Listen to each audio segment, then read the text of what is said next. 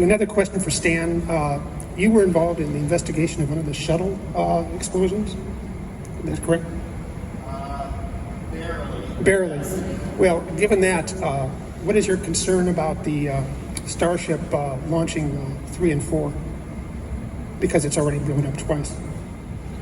So my involvement in the Columbia investigation was very peripheral. But when it became clear that there had been an impact onto the shuttle's heat shield, and that's what the root cause of the accident, part of my scientific background is in hypervelocity impact.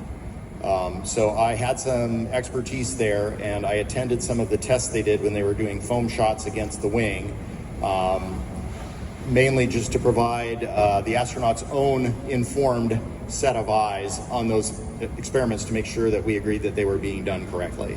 And they were, so that was fine. Starships 3 and 4. Now, NASA tends to develop vehicles hardware poor. We carefully build a thing and then we carefully launch and operate it. And if we damage it, we feel bad. SpaceX does not work that way. They are hardware rich. They build it and throw it up there and it blows up and they get the data, they come back, they build another one, they throw it up there, it blows up. So the rate of losses of starships does not bother me. That's the way they do business. That's the way they learn.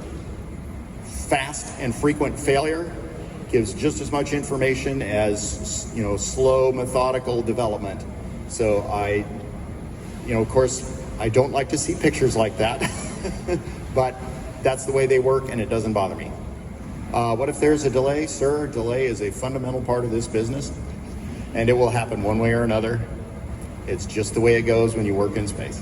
What is your comfort level with SpaceX doing the human lander?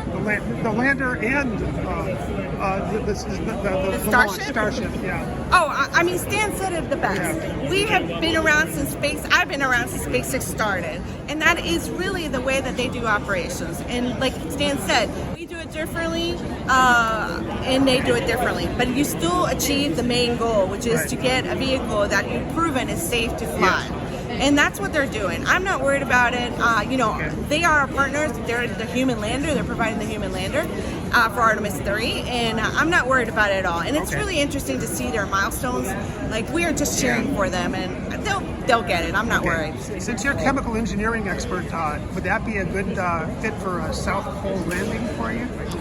They're looking for means to support themselves. Would chemical engineering be the appropriate science? Well, the beauty of being an astronaut is you're a trained operator. Everybody in the office, it doesn't matter your background, you are trained exactly the same. So I can't say that chemical engineering makes you more qualified than any other type of engineering because you have a dedicated team, thousands of people at NASA, scientists, engineers that do the planning. Astronauts go out and execute what is planned. Yeah, but you would think that chemical engineering might be the appropriate person to put on the South Pole. You would think. I know you can't say it, but that's my theory. Have you been following the Tritons in basketball, or is that of any interest? I think I've heard something about it. Yeah. Elon, of course, wants to go to Mars more than anything. How has his focus on Mars affected NASA's plans for the moon? I don't think it has affected. I think we, the agency has a mission to go back to the moon. It is actually our requirement to go to the moon first, and this is all because we all want to go to Mars. There's no question. I'm with Elon. We all want to go to Mars, but we have to learn before we go to Mars how to do things in another celestial body closer to home before we really go to Mars. Now, maybe we'll do it differently in the future than what we said for right now, but I think the end goal, and everybody's in full agreement, we want to go to Mars. Has NASA or your team been affected by any cuts from Doge? Luckily, I have not been affected by any of the cuts. We were already set to go do these operations. And so I think the only thing that we had to do is just make sure that we got extra approvals for travel, extra approvals for P-card purchases, but you know, it did not impact us at all. Well, for Artemis, I can tell you that the goal, the primary landing site is, you know, off of San Diego in a naval area called Fleta Hot. However, because we're coming back from the moon and we're coming back and we have to land, and we don't know what the weather is like closer. You know, we'll know where we're going to land about 3 days before landing, based on weather. So the Orion is designed to be able to land short or long, and so our long is San Diego, or we can land short. So we have a 1,200 nautical mile. I think for Artemis 2 is a little different, but normally it's 1,200 nautical miles that we could land anywhere in the Pacific.